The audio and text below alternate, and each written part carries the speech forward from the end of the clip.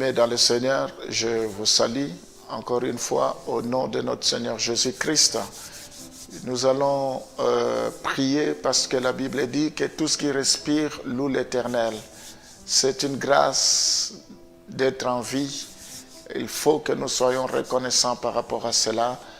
Voilà pourquoi nous allons prier avant que nous puissions écouter la parole.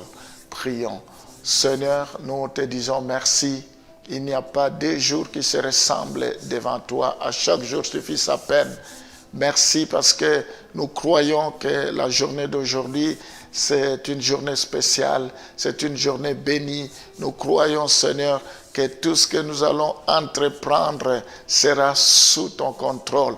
Tu as dit le bonheur et la grâce vous accompagneront tous les jours de votre vie.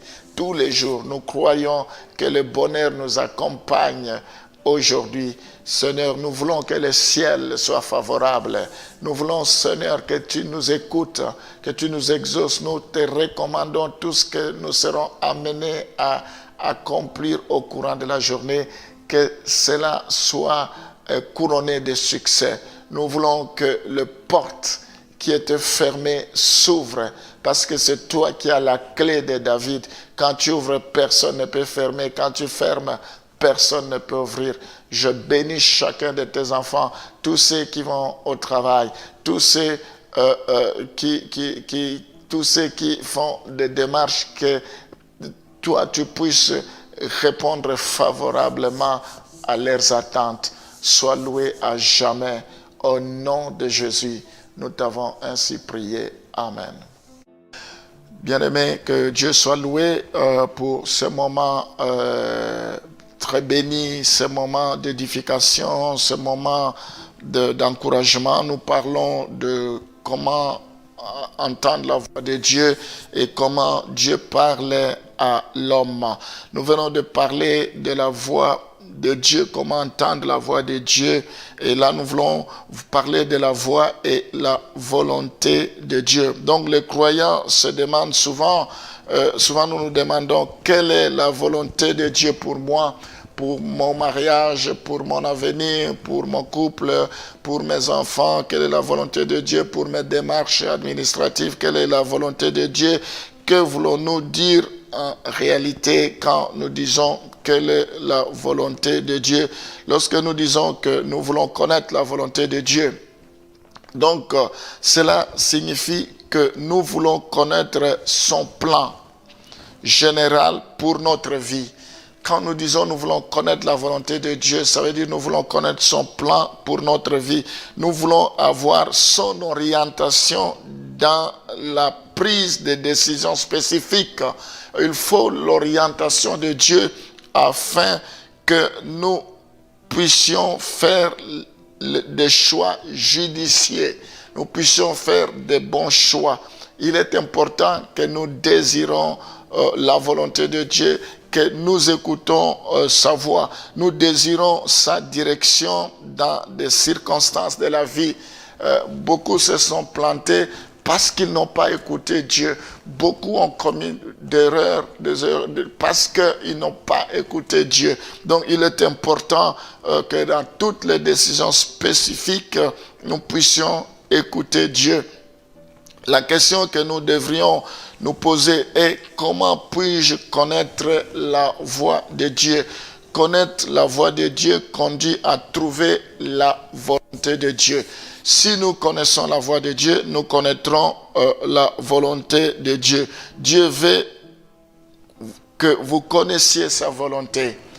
C'est pour cela que nous parlons comment entendre la voix de Dieu, parce que Dieu veut que nous puissions connaître sa volonté. Nous allons lire Ephésiens chapitre 5, le verset 17. Ephésiens chapitre 5, le verset 17. La Bible dit: c'est pourquoi ne soyez pas inconsidérés, mais comprenez quelle est la volonté de Dieu. Ephésiens chapitre 5, le verset 17. C'est pourquoi ne soyez pas inconsidérés, mais comprenez quelle est la volonté de Dieu. Donc, Dieu veut que nous puissions connaître sa volonté. Si nous connaissons sa voix, alors vous comprendrez sa volonté à mesure qu'il vous la communique. Donc, si nous comprenons la volonté de Dieu, nous connaissons sa voix, nous entendons sa voix, et au fur et à mesure que nous évoluons avec lui, nous connaîtrons sa volonté. Donc, apprendre à recevoir la direction divine, c'est apprendre à marcher dans une communion intime avec Dieu. Nous voulons la direction divine, nous voulons que Dieu puisse nous donner des orientations, des directives.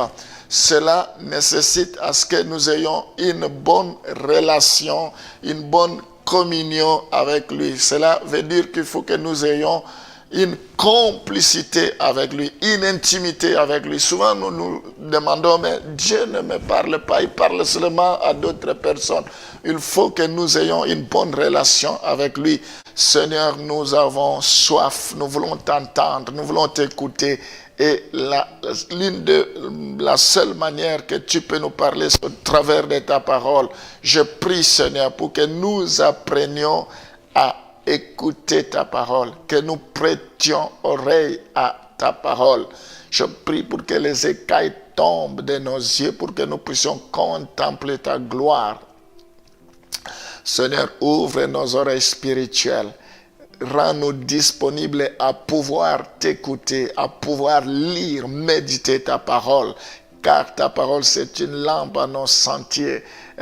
Ta parole, c'est une lumière éternelle. Oh, je te recommande chacun de tes enfants qu'ils apprennent qu'ils aient les ailes qu'avaient les chrétiens de Béret pour examiner si ce qu'on leur disait venait de toi ou pas. Je bénis chacun de tes enfants, Seigneur. Et qu'est-ce que nous pouvons faire de plus si ce n'est que lire, méditer ta parole. Je te bénis, je bénis la journée d'aujourd'hui. Je bénis chacun de tes enfants. Je prie pour que ta parole opère des miracles dans leur vie, dans le nom de Jésus. Nous t'avons ainsi prié. Amen.